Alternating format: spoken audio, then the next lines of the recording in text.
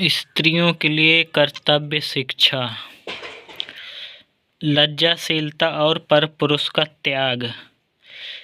स्त्रियों को शास्त्र मर्यादा और लोक मर्यादा की रक्षा पर भी विशेष ध्यान रखना चाहिए। कोई भी ऐसा कार्य न करें जिससे शास्त्र की अवहेलना हो तथा लोक में निंदा हो। ससुराल और नैहर दोनों कुलों की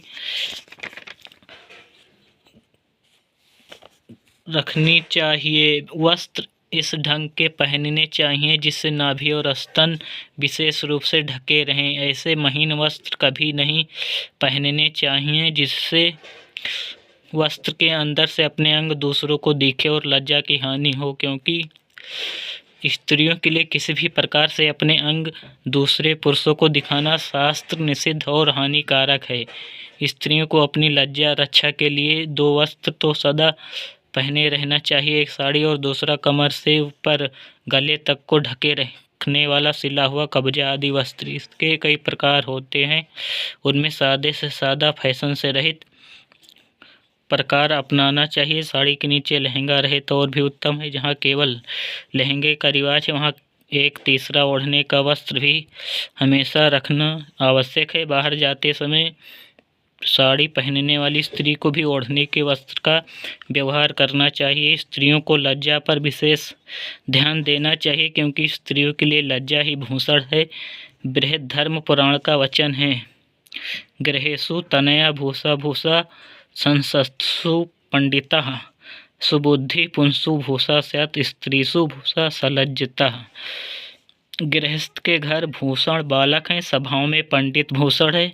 मनुष्यों में भूषण श्रेष्ठ बुद्धि है और स्त्रियों में भूषण लज्जा है।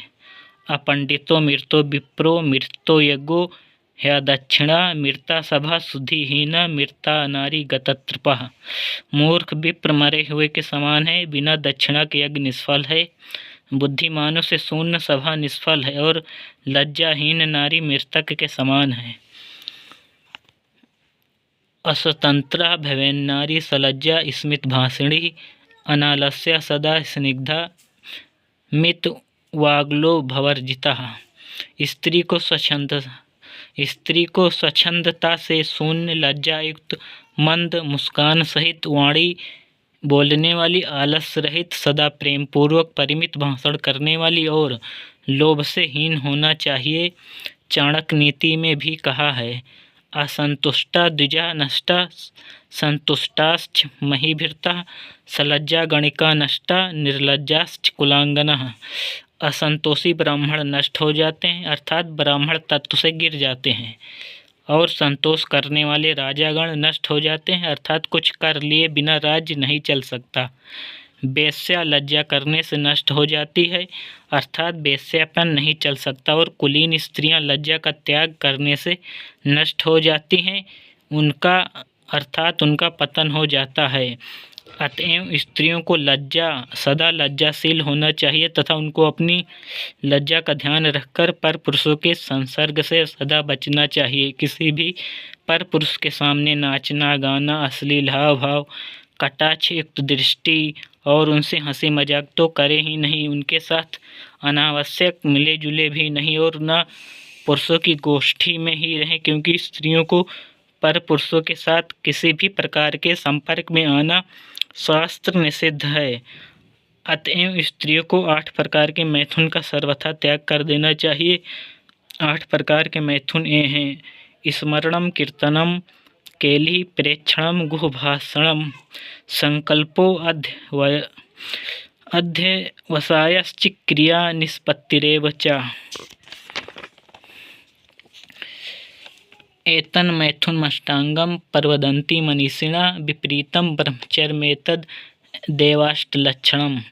पर पुरुष के रूप, लावण्य आदि और अश्लील बातों का स्मरण करना, उनके संबंध में कथन करना, उनकी ओर देखना, उनके साथ हंसी मजाक या क्रीड़ा करना, उनके साथ गुप्त बातें करना, उनसे एकांत में मिलने का संकल्प करना, प्रयत्न करना और सहवास करना। इस प्रकार यह 8 प्रकार का मैथुन मनीषी पुरुष बतलाते हैं। इन 8 से जो रहित है वही 8 लक्षणों वाला ब्रह्मचर्य है।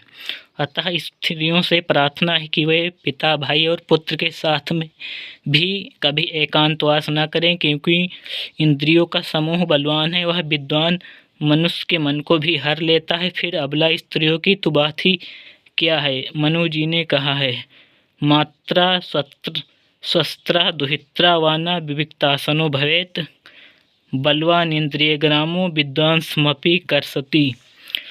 पर पुरुष को चाहे कि वह कभी माता, बहन या लड़की के साथ भी एकांत में न बैठे, क्योंकि इंद्रियों का समूह बड़ा बलवान है।